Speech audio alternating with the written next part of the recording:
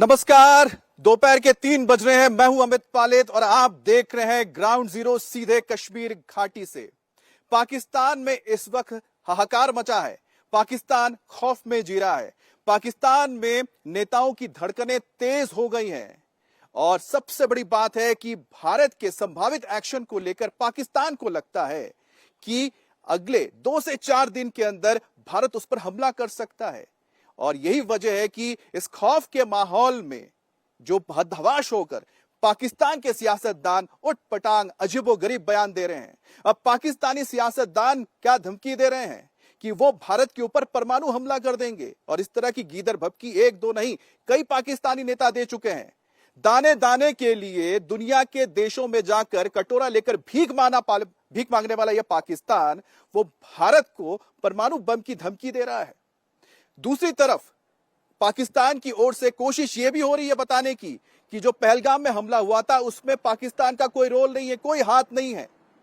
आखिरकार दुनिया तो जानती है कि सच क्या है और इसके पीछे कौन लोग शामिल हैं और पाकिस्तान क्यों डरा हुआ है और पाकिस्तान को अपना अंत क्यों दिखाई दे रहा है, यह भी हम आपको बताएंगे। लेकिन उससे पहले इस वक्त की बड़ी खबर जो सीधे कश्मीर घाटी से हम आप तक लेकर आ रहे हैं। यहां के कई इलाकों में एक साथ जवान और हमारे फोर्सेस लगातार काउंटर टेरर ऑपरेशन चला रहे हैं। जंगलों में कई इलाकों में आतंकियों को घेर लिया गया है और एक दो जगह नहीं, कई जगहों पर यहां पर फोर्सेस ने रेड की है, सेना ने। और इस ऑपरेशन में पुलिस, सीआरपीएफ और सेना तीनों मिलकर काम कर रहे हैं। और कई इलाकों में तो जो रेड किए गए हैं उसके दौरान एक दो नहीं बल्कि कई जो मददगार हैं इन आतंकियों के, उनके खिलाफ भी ऑपरेशन हुआ है और उनको हिरासत में लेकर पूछताछ भी की जा रही है। तो कुल मिलाकर जब मैं आपसे बात कर रहा हूं उस वक्त यहां की सरजमीन पर हमारी फोर्सेस, हिंदुस्तानी फौज आतंकियों का सफाया करने के लिए एक बहुत बड़ा ऑपरेशन चला रही हैं। इसके डिटेल जैसे जैसे धीरे धीरे आएंगे हम आप तक पहुंचाते रहेंगे। लेकिन इस वक्त की यह सबसे बड़ी खबर और सबसे बड़ा अपडेट हम आपको दे रहे हैं जो कश्मीर घाटी से निकलकर आ रही है। पहलगाम टेरर अटैक में गुनहगारों को पकड़ने के लिए इस वक्त ताबड़तोड़ कार्रवाई चल रही है। एनआईए की जांच तेज हो गई है और सुरक्षा बल भी फुल एक्शन में है।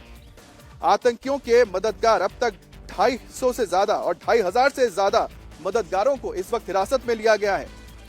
सभी ओवर ग्राउंड वर्कर्स, इसके अलावा 250 से ज्यादा लोगों को पहलगाम से डिटेन किया गया है। तो सिर्फ पहलगाम में ही 250 और इसके अलावा जो पूरे घाटी के अंदर अलग अलग इलाकों में जहां भी आतंकवादी एक्टिव हैं और जहां से भी इन गुनहगारों को, पहलगाम के हत्यारों को मदद मिली थी, उनके खिलाफ कार्रवाई हो रही है।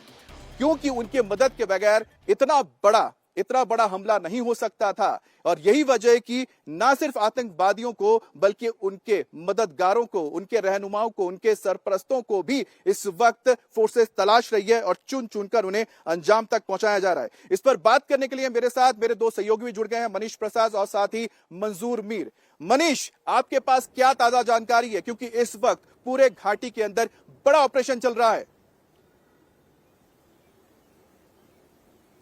अमित, हम आपको वही जानकारी दे सकते हैं जो ऑफिशियली हमें बताया गया है और कहा गया है कि इसको बहुत ही संयम के साथ बताएं। हम आपको बता दें कि साउथ कश्मीर के 6 अलग अलग एरियाज में इस समय तेज ऑपरेशन जारी है। खासतौर पे अनंतनाग, पहलगांव, कोकरनाग, शोपियान, पुलवामा, इनके एरियाज में 3 पैरेलल इन्वेस्टिगेशन के साथ जो क्रैकडाउन है वो किया जा रहा है। भारतीय सेना, साथ में भारतीय सेना के para commandos, Jammu Kashmir police की एसओजी और सीआरपीएफ के जो जवान हैं वो पूरा कॉर्डन सर्च करते हुए इन जंगलों के ऊपर जहां चढ़ना बहुत मुश्किल है, जहां पर कई सारे नेचुरल केव्स और हाइड आउट है, उन सभी जगह पर इस समय कॉम्बिंग ऑपरेशन किया जा रहा है ताकि जल्द से जल्द इन चारों आतंकियों को न्यूट्रलाइज किया जा सके।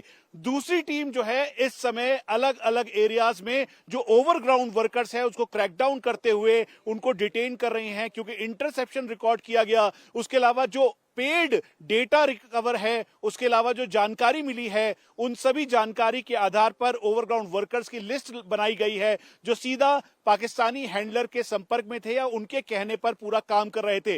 ये जो आप पूरा जंगल देख रहे हैं पहलगांव का और उसके आसपास का, दरअसल यहाँ पे चुनौतियां बहुत ज्यादा हैं, क्योंकि एक तरफ जहां यहाँ पर स्नो कवर्ड एरिया है, 10-10 फीट तक कुछ चोटियों पर बर्फ है, तो उसके साथ में केव्स हैं और साथ में जो ये पूरा एरिया है डेंस फॉरेस्ट है, इसीलिए तेजी के साथ ऑपरेशन किया जा रहा है।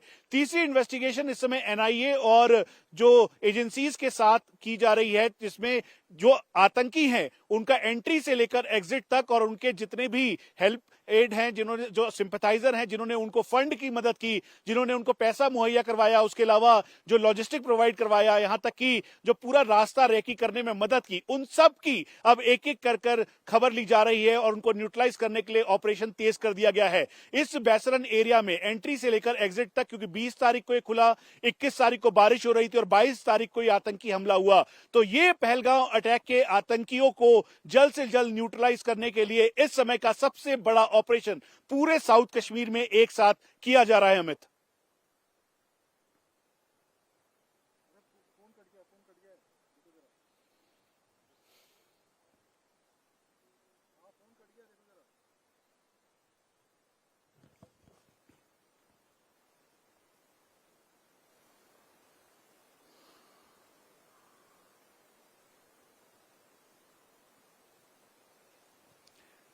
हम आपको यह भी बता दें कि यहां पर चुनौतियां बहुत ज्यादा हैं, क्योंकि ये जो पूरा टेरेन देखेंगे तो इन जंगलों में चढ़ना बेहद मुश्किल है। रात के अंधेरे में अगर आप टेक्नोलॉजी का सहारा लेते हुए ड्रोन की भी मदद लेंगे तो यहां पर डेंस फॉरेस्ट होने की वजह से नेचुरल केव्स हैं और करीबन जो जानकारी हमें मिल रही है ये एडजॉइनिंग एरिया अनंतनाग और कोकरनाग की तरफ जाता है। और अगर बर्फीले पहाड़ को पार करते हैं, जो करना बहुत मुश्किल है क्योंकि करीबन 10 फीट से ज्यादा वहां पर स्नो है, इन चारों तरफ इस समय तेज ऑपरेशन भारतीय सेना, जम्मू कश्मीर पुलिस और सीआरपीएफ के द्वारा किया जा रहा है। हम आपको फिर से बता दें, कोई भी हम क्लासिफाइड डिटेल नहीं बता रहे हैं। उसकी वजह यह है कि ऑपरेशन इस समय उस पड़ाव पर है जहां आतंकियों के सफाई के लिए लगातार कोशिश की जा रही है भारतीय सेना के द्वारा। चारों तरफ अगर आप इस पहाड़ों को देखेंगे तो बैसरन के आसपास का जो एरिया है, जो कि पीछे के पहाड़ किश्तवाड़ से कनेक्ट होते हैं, इन सभी पर इस समय तेजी के साथ ऑपरेशन किया जा रहा है। कुछ चीजें क्लासिफाई है क्योंकि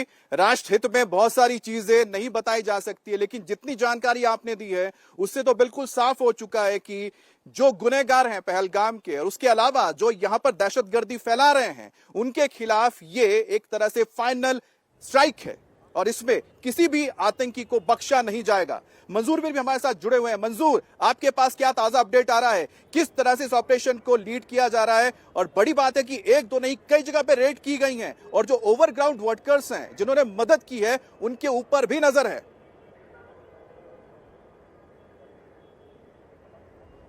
बिल्कुल अमित, पूरे कश्मीर में ऑपरेशंस में काफ़ी तेज़ी लाई गई है। खासकर पिछले 24 घंटे के भीतर सुरक्षा बल जो है यही कोशिश में लगे हुए हैं कि जल्द से जल्द जो मिलिटेंट्स यहाँ पर छुपे हुए हैं उनको न्यूट्रलाइज किया जा सके। न सिर्फ मिलिटेंटों के खिलाफ ये ऑपरेशन बड़े पैमाने पर शुरू किया गया है, बल्कि ओवरग्राउंड वर्कर्स और जो मिलिटेंसी रिलेटेड केसेस में इन्वॉल्वमेंट जिन लोगों की है उनको भी डिटेन किया गया है। 2500 से ज़्यादा लोगों को अब तक डिटेन किया गया है और उनसे पूछताछ की जा रही है। खासकर पहलगाम की बात करेंगे तो 250 लोगों को वहाँ पे डिटेन किया गया है। जो घोड़े वाले हैं, वहाँ के फोटोग्राफर्स हैं, खच्चर वाले हैं या जो अलग अलग स्टॉल वहाँ पे लगाते हैं, उनसे भी पूछताछ की जा रही है। और आज दिन की बात करें तो 100 से ज़्यादा लोगों को आज पहलगाम पुलिस स्टेशन में बुलाया गया है और उनसे पूछताछ की गई। और ये जिप लाइन का वीडियो जो कल रात को सामने आया था, उसके बाद ये जांच जो है और ज़्यादा तेज़ी इसमें लाई गई है, क्योंकि एनआई जो है इस पूरे मामले को अब छानबीन कर रही है, क्योंकि एनआई जो है वो हर एंगल से इस पूरे मामले की तहकीकात में जुट गई है। और पुलिस का मानना ये जांच हो रही है, हर वीडियो की जांच हो रही है। कई ऐसे वीडियोस हैं जो लोगों ने, टूरिस्ट ने उस वक्त अपने फोन से शूट किया था। ऐसे कई वीडियोस एनआईए को सौंपे भी गए हैं और इसमें से कई ऐसे चश्मदीद भी हैं जिनके जरिए एनआईए इस पूरे घटनाक्रम को और बेहतर ढंग से समझने की कोशिश कर रही है। और देखिए, जो रेड की हम बात कर रहे हैं उसका रेंज घाटी से शुरू होते हुए पुंछ, राजौरी तक गया है। यहां तक कि डोडा के इलाके में भी करीब 13 जगहों पे रेड की गई है। तो आप समझ सकते हैं कि पूरा घाटी और पूरा जम्मू कश्मीर इस वक्त फोर्सेस की नजर में है। ऑपरेशन का जो रेंज है कश्मीर घाटी से निकलता हुआ वो सीधा पीर पंजाल होते हुए कश्मीर से बाद जम्मू तक पहुंचा हुआ है। और इसके बाद आपको बता दें कि प्रधानमंत्री मोदी भी पूरे एक्शन में है। प्रधानमंत्री मोदी ने एक बड़ी मीटिंग की है। प्रधानमंत्री मोदी ने पहलगाम में हुए आतंकी घटना के बाद पहली बार कैबिनेट के साथ अपनी मीटिंग करने जा रहे हैं। और प्रधानमंत्री इस मीटिंग के दौरान अपने साथियों के साथ, अपने कैबिनेट जो मंत्री हैं उनके साथ कई अहम पहलुओं पर बात करेंगे और इसके जरिए आगे की रणनीति पर भी चर्चा होगी, क्योंकि सीसीएस की तो मीटिंग हो चुकी है जिसके जरिए बहुत सारी बातें सामने आई थी, हाई लेवल मीटिंग हो चुकी है, लेकिन अब अपने साथियों के साथ भी आगे मीटिंग प्रधानमंत्री मोदी कर रहे हैं और आगे आने वाली चुनौतियों को किस तरह से देश और देश की सरकार आगे उसका मुकाबला करेगी और किस तरह से जो आतंक के पनाहगार हैं उनके ऊपर किस तरह से हमला किया जाएगा, इन तमाम चीजों को लेकर बातचीत की जाएगी। और इस बीच एक और बड़ी खबर हम आपको बता दें, पहलगाम में मारे गए 26 निर्दोष लोगों का बदला लेने के लिए भारत में एक्शन शुरू हो चुका है, जिसका जिक्र हम लगातार कर रहे हैं। इस वक्त वो ऑपरेशन चल रहा है कश्मीर घाटी के अलग अलग हिस्सों में। पहली कश्मीर में छिपे हुए आतंकियों को तलाश कर चुन चुन कर उनको निशाना बनाया जाएगा, उनके जो मददगार हैं उनको चुना जाएगा, उनके ऊपर भी नजर है और इसी तरह से सरहद पार छिपे हुए आतंकियों को भी मिट्टी में मिलाने के लिए पूरा प्लान तैयार हो चुका है, उनके ऊपर नजर रखी जा रही है। इसी वजह से लगातार पाकिस्तान से आप देख रहे होंगे कि जो सियासतदान है गीदर भपकियां भी दे रहे हैं। उन्हें पता है कि भारत अपने इस एक्शन में सीमाओं को भी लांघ सकता है, जैसा पहले हो चुका है। उसी तरह से इस वक्त एटम बम की धमकी भी दी जा रही है और परमाणु बम युद्ध को लेकर और परमाणु हमले को लेकर पाकिस्तान के जो सियासतदान हैं वो गीदर भपकी दे रहे हैं, लेकिन उनको यह नहीं पता है कि अगर वो एक भी परमाणु बम का इस्तेमाल करते हैं तो उसका नतीजा क्या होगा, क्योंकि उनका नाम और निशान नक्शे से मिट जाएगा। लेकिन बड़ी खबर इस वक्त आ रही है दिल्ली से, जहां गृह मंत्रालय में इस वक्त अहम मीटिंग चल रही है, जहां पर बीएसएफ के आला अधिकारी मौजूद हैं। बीएसएफ के डीजी इस मीटिंग में मौजूद हैं, एनएसजी के अधिकारी भी बैठक में शामिल हुए हैं, इसके अलावा सीआरपीएफ, एसएसबी के अधिकारी भी मौजूद है। तो गृह मंत्रालय के अंदर ही बीएसएफ यानी बॉर्डर सिक्योरिटी फोर्स आता है, इसके अलावा एसएसपी यानी कि सशस्त्र सीमा बल, CRPF central reserve police force और एनएसजी नेशनल सिक्योरिटी गार्ड, इन सभी के साथ यह मीटिंग हो रही है। मतलब साफ है कि ना सिर्फ फौज के साथ इस वक्त मीटिंग होती है, बल्कि जो पैरामिलिट्री फोर्सेज हैं उनको भी इसमें डायरेक्शंस दिए जा रहे हैं, क्योंकि अगर हालात जंग के बनते हैं तो उस दौरान भारत की अंदरूनी जो रक्षा है वो ये सीआरपीएफ, बीएसएफ, इसके अलावा एनएसजी और एसएसबी के लोग ही करेंगे। और यही वजह है कि ये इस वक्त एक बड़ी मीटिंग चल रही है। और सीधा अब लौटते हैं उस खबर पर जिसका जिक्र हम कर रहे थे, किस तरह से पाकिस्तान गीदर भपकियां दे रहा है, किस तरह से पाकिस्तान ये जताने की कोशिश कर रहा है कि हमारे पास न्यूक्लियर बॉम्ब है और हम अगर चाहें तो उसका इस्तेमाल करते हैं। क्या भारत इससे डर जाएगा? नहीं डरेगा, क्योंकि इससे पहले भी पाकिस्तान ने इस तरह की धमकी दी थी। याद कीजिए 1999 में जब कारगिल का युद्ध हुआ था, उस वक्त भी यह कहा गया था कि वो न्यूक्लियर बम का इस्तेमाल करेगा। लेकिन साथ ही आपको बता दें कि इस वक्त भारत ने जो अपनी तैयारी कर ली है उसको लेकर भी बात करते हैं। मनीष, गृह मंत्रालय में भी बहुत अहम मीटिंग चल रही है जिसमें बीएसएफ के डीजी शामिल हैं, इसके अलावा सीआरपीएफ, एनएसजी और एसएसबी के भी आला अधिकारी मौजूद हैं। क्या बड़ी बातें इस मीटिंग से निकलकर सामने आ सकती हैं? अमित, ये काफी गंभीर मीटिंग है। उसकी वजह है जम्मू कश्मीर में सीएपीएफ का डिप्लॉयमेंट, यानी जो आईटीबीपी है, बॉर्डर सिक्योरिटी फोर्स, उसके अलावा एसएसबी, सीआरपीएफ और एनएसजी, इनका पूरा डिप्लॉयमेंट, क्योंकि आने वाले 2 महीने के बाद अमरनाथ यात्रा भी है और उसके साथ साथ घाटी के हालात में जहां आर्मी, जम्मू कश्मीर पुलिस और सीआरपीएफ ऑपरेशनल रोल में रहेगी, तो वहीं पुलिस की मदद करने के लिए जो बाकी के टेरेन है, हिंटरलैंड एरिया है, यानी वो इलाके जहां पर जो रिहाइश है लोगों की, जो गांव हैं या आसपास के जंगली इलाके, ऊपर के बकरवाल वाले इलाके, इन सब पर ऐसा डिप्लॉयमेंट किया जाए ताकि आतंकवाद का पूरा सफाया किया जा सके।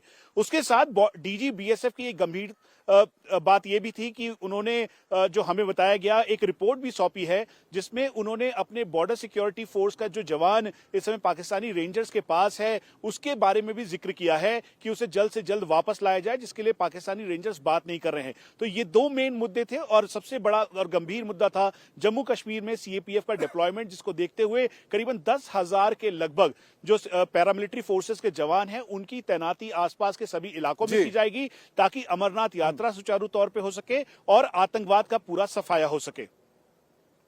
जी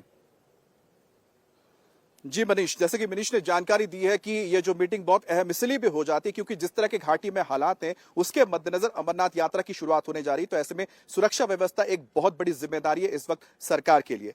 बहरहाल हम बात कर रहे थे न्यूक्लियर बम को लेकर। यानी न्यूक्लियर युद्ध को लेकर पाकिस्तान जो लगातार भारत को गीदड़ भभकी दे रहा है, खासतौर पे ख्वाजा आसिफ रक्षा मंत्री पाकिस्तान के, वो लगातार यही राग आलाप रहे हैं। लेकिन शायद वो भूल गए हैं कि 1999 का, जिसका जिक्र मैं थोड़ी देर पहले कर रहा था, कि करगिल युद्ध के दौरान भी इसी तरह से गीदड़ भभकी दी गई थी, लेकिन भारत को कुछ फर्क नहीं पड़ा था। भारत के जवानों ने मुंहतोड़ जवाब दिया था, हमारी एयरफोर्स ने और हमारे सेना ने करगिल की पहाड़ियों से पाकिस्तानियों को खदेड़ दिया था। और यही एक बार फिर से होगा कि पाकिस्तान ने ऐसी कोई हिमाकत की।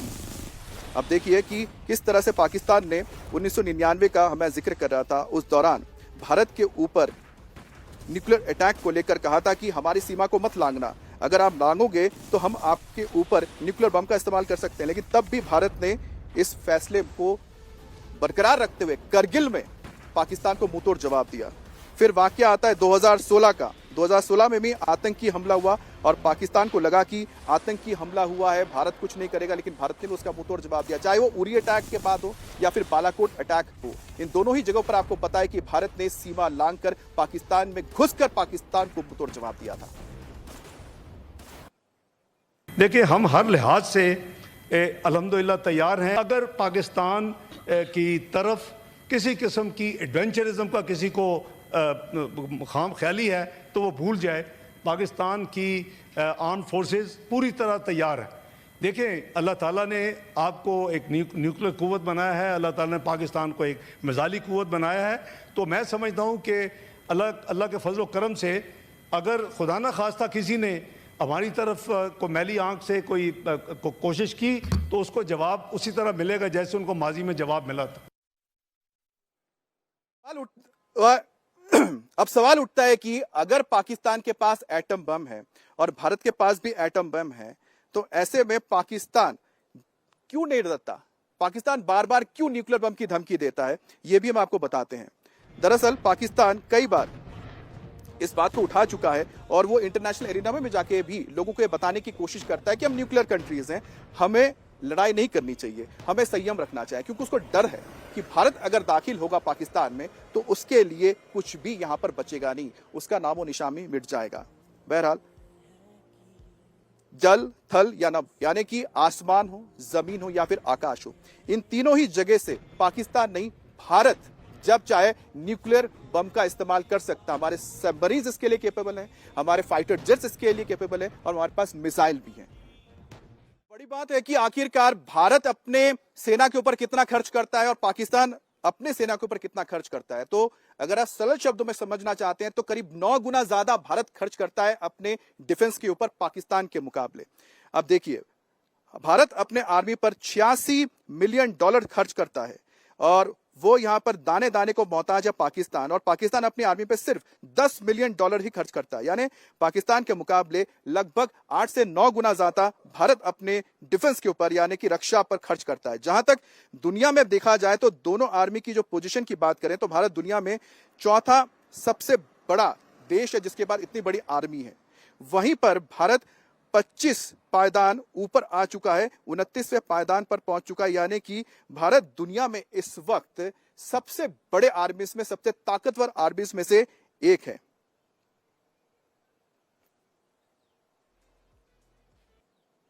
मोदी साहब को मैं कहना चाहता हूं कि हम इससे नहीं डरते। हम वो कौम है जो कुर्बानियों से बनी है। पाकिस्तान कोई कॉलोनी नहीं है किसी की कि हमारा आप पानी बंद कर देंगे, हमें प्यासा रखेंगे, हमें भूखा रखेंगे। हम एक न्यूक्लियर पावर हैं, हम एक खुद मुख्तार कौम हैं। हम वो फौलाद हैं जनाब जो आग से भी नहीं पिघलता। हमारी जो हिम्मत है वो इतनी मजबूत है जितने हमारे पहाड़ हैं और वो आसमान पे लिखी हुई है। मोदी साहब, आप हमें डराने की कोशिश कर रहे हैं। आपको पता है कि we start where fair ends. हम वहां से शुरू होते हैं जहां खौफ खत्म होता है। अब देखिए, पाकिस्तान को तो एक बात पता है कि भारत के पास ना सिर्फ क्वालिटी बल्कि क्वांटिटी के मामले में भी, दोनों ही मामलों में पाकिस्तान से बेहतर परमाणु बम हासिल हैं। अब भारत के पास 3 तरह के बम हैं जिसे हम कहते हैं फ्यूजन, न्यूट्रॉन और थर्मोन्यूक्लियर बम। यानी कि भारत का एक बम करीब 10 किलोमीटर के दायरे में मौजूद हर चीज को खत्म कर सकता है। वहीं पर पाकिस्तान के पास सिर्फ और सिर्फ फिजन है और टेक्निकल न्यूक्लियर बम है जिसका असर 5 से 7 किलोमीटर के दायरे में होता है। और यही वजह है कि पाकिस्तान डरा हुआ है, सहमा हुआ है। वो दुनिया को ज्यादा बताने की कोशिश कर रहा है कि न्यूक्लियर पावर है, हम दोनों को रोको। हिंदुस्तान ये याद रखे, हमारे पास पाव आधा पाव का भी बम है। हमें पता है कि 1 इंच का इस्तेमाल करना है, आधे इंच का करना है, पौनी इंच का करना है या 2 इंच का करना है।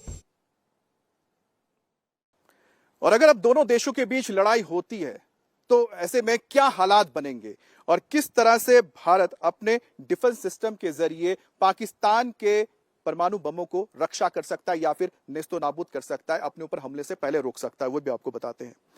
भारत के पास S-400 Triumph air defence missile system है जो हमने रशिया से खरीदा है और यह दुनिया के सबसे बेहतरीन डिफेंस सिस्टम में से एक है।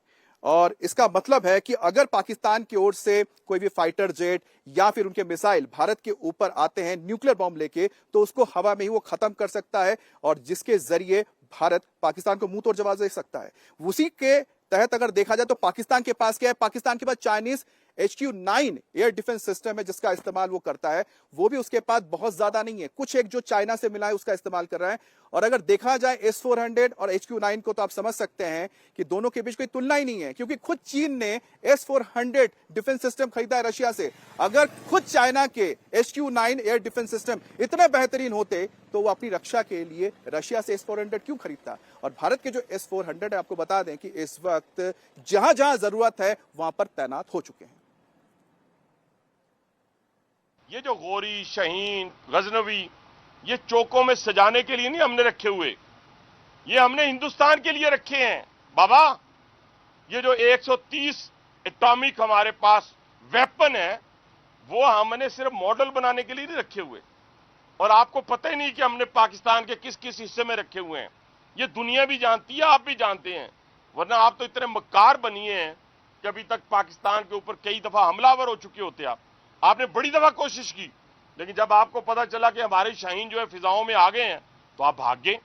तो इसलिए मैं दोबारा दोहराने लगा हूं, ये जो बैलिस्टिक मिसाइल हैं, ये जो क्रूज मिसाइल हैं, ये जो शाहीन है, गौरी है, ये मैं फिर दोहराने लगा हूं, ये हमारे चौकों में नहीं है, ये हमारे बिल्कुल आप इनका रुख आपकी तरफ है और किसी की तरफ नहीं है।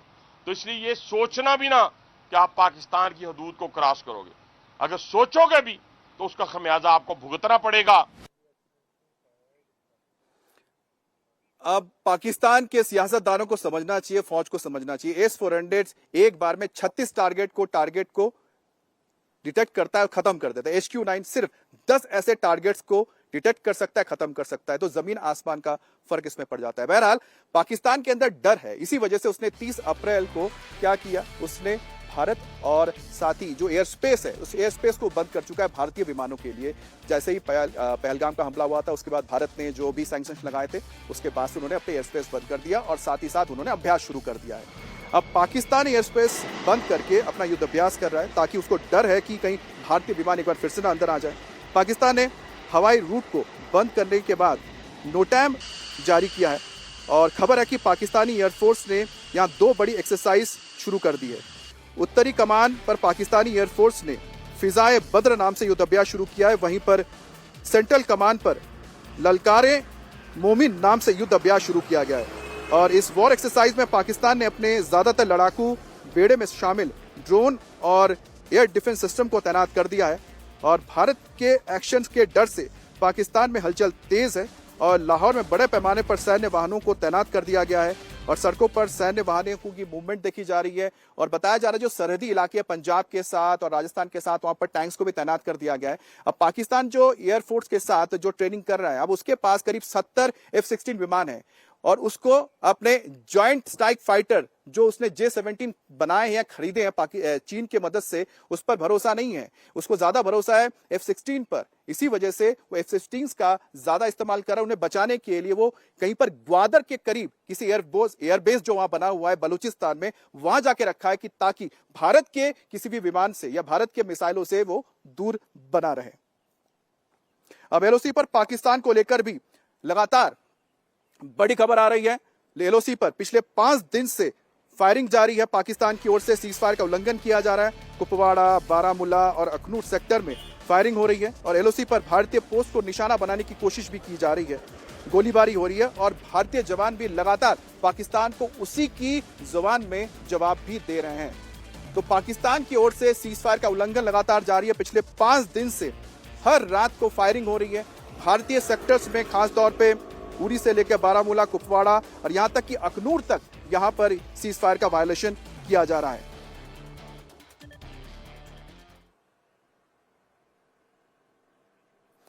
और कहीं ना कहीं ये सीज फायर का वायलेशन बताता है कि पाकिस्तान के अंदर खौफ है कि कहीं एक बार फिर से भारतीय जवान पाकिस्तान की सीमा पार करके, एलओसी पार करके अंदर घुस के आतंकियों का खात्मा ना कर दें और पाकिस्तानियों के ऊपर हमला ना कर दे। और यही वजह है कि यहां पर इसी तरह से रात को फायरिंग की जा रही है ताकि वो अपने डर को दुनिया के सामने उजागर करने की कोशिश करें। लेकिन फायरिंग हो, कुछ भी हो, भारतीय जवानों ने अगर तय कर लिया है कि वो अंदर जाके जवाब देंगे पहलगाम का, तो वो होने वाला है। रुकेंगे एक ब्रेक के लिए, ब्रेक के बाद भी आपको बताएंगे किस तरह से इस वक्त श्रीनगर में और इसके आसपास के इलाकों में, घाटी में, कश्मीर में ऑपरेशन चलाया जा रहा है और आतंकियों के खात्मे के लिए किस तरह से यहां पर बड़े ऑपरेशंस को सिर्फ सेना ही नहीं, अलग अलग जो फोर्सेस के डिविजन है वो मिलकर चला रहे हैं, काम कर रहे हैं।